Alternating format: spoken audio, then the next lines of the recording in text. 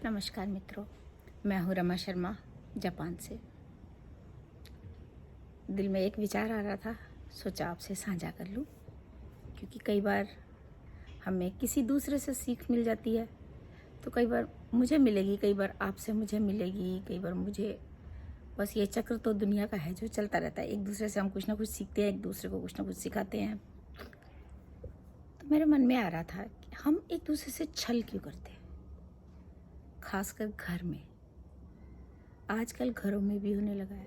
बच्चे हमें ही देख के सीखते हैं कि हम अपने माँ बाप को कुछ ना कुछ झूठ बोलते हैं, और फिर बच्चों को भी कहते हैं उनके सामने ऐसे नहीं कहना। और बच्चे जो, उनको एक तरफ तो समझाया जाता है कि सच बोलो, दूसरी तरफ उनको ये कहा जाता है उनके सामने नहीं कहना। तो उनका दिमाग भी थोड़ा कंफ्यूज रहता है कि क्या बोला जाए और क्या नहीं बोला जाए, एक तरफ सच बोला जाए या छुपाया जाए। सॉरी। धीरे धीरे वो इस चीज़ को सीख जाते हैं, और वो क्या करते हैं, उनका पहला कदम क्या होता है, वो हमसे ही छुपाते हैं, हमसे ही छल करते हैं।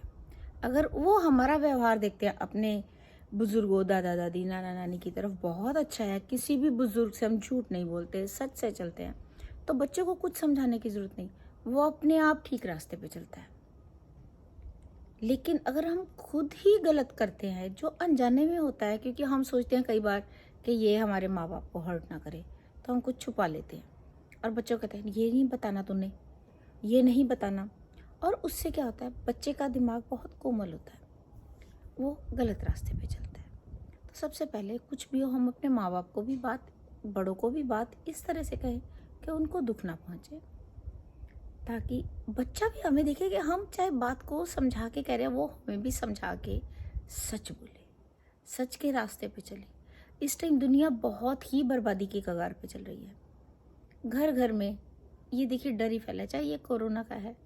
कोरोना के लिए मैंने एक कविता भी लिखी है, मैं अभी आपको सुनाती हूँ। पहले मैंने सोचा कि आपसे अपना विचार साझा करूँ, क्योंकि ये जो चल रहा है काम कोरोना का, इसमें क्या हुआ है, ये कहने को तो महामारी बन के आई है, लेकिन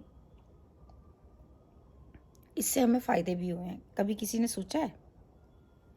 मेरा शायद कविता सुन के सोच लेंगे आप कि टूट रहे रिश्तों को जोड़ दिया।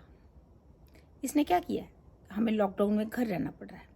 टूट रहे रिश्तों को जोड़ दिया, सुनसान हो रहे घरों में कह कहे गुंजा दिए, नगरों को सूना कर दिया पर घरों को रोशन कर दिया। पति पत्नी फिर से मुस्कुराने लगे, एक दूसरे से चुपके से नजरें मिलाने लगे। पहले क्या होता था, सभी व्हाट्सएप पे घुसे होते थे, एक दूसरे के लिए समय नहीं होता था। हैरान से सब घर के लोग एक दूसरे को देख मुस्कुराने लगे, बच्चे भी ये देख खुल के हंसने लगे। बदला कैसा समय देखो, सब मिलके ठहाके लगाने लगे। शायद आप सब ने भी ये थोड़ा बहुत चेंज तो महसूस किया होगा।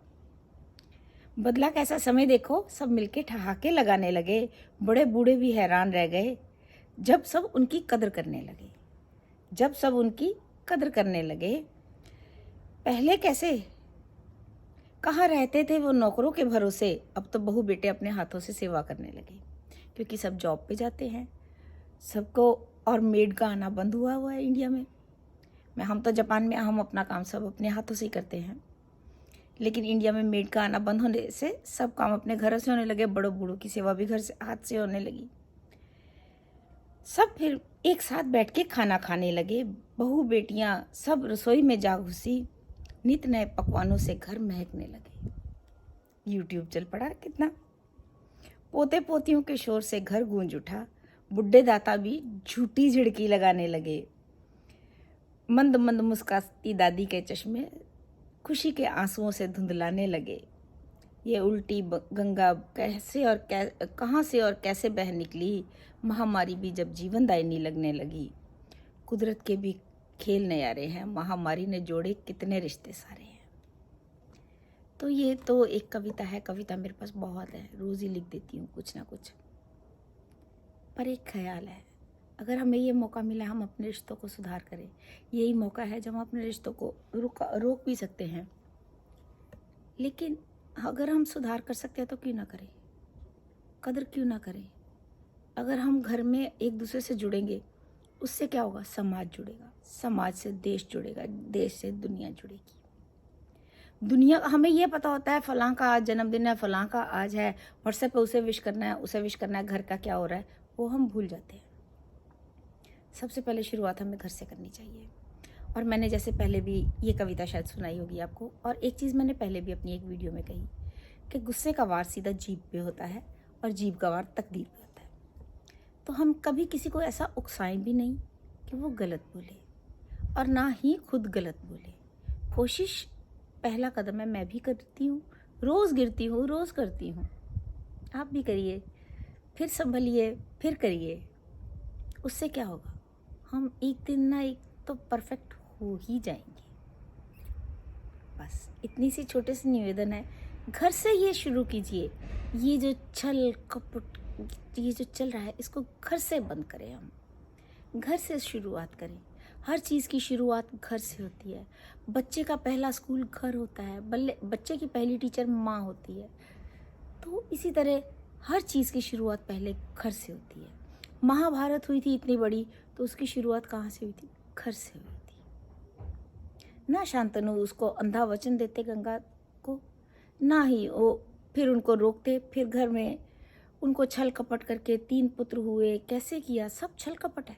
और कहाँ से हुआ? अपने घर से हुआ। और महाभारत क्या, रामायण क्या, हमारी सबकी एक आदर्श होती है किताब जिसको हम पढ़ते हैं। वो हमारी किताब ही नहीं है, हम उसमें से भगवान ढूंढते हैं अपने, और भगवान से अपने संदेश लेते हैं और मिलते भी हैं हमें। तो हमारे भी घर से हमारे संदेश हमारे बच्चों को मिलेंगे, हमारा घर महकेगा। एक बार कोशिश करिए। नमस्कार, फिर मिलेंगे जल्दी।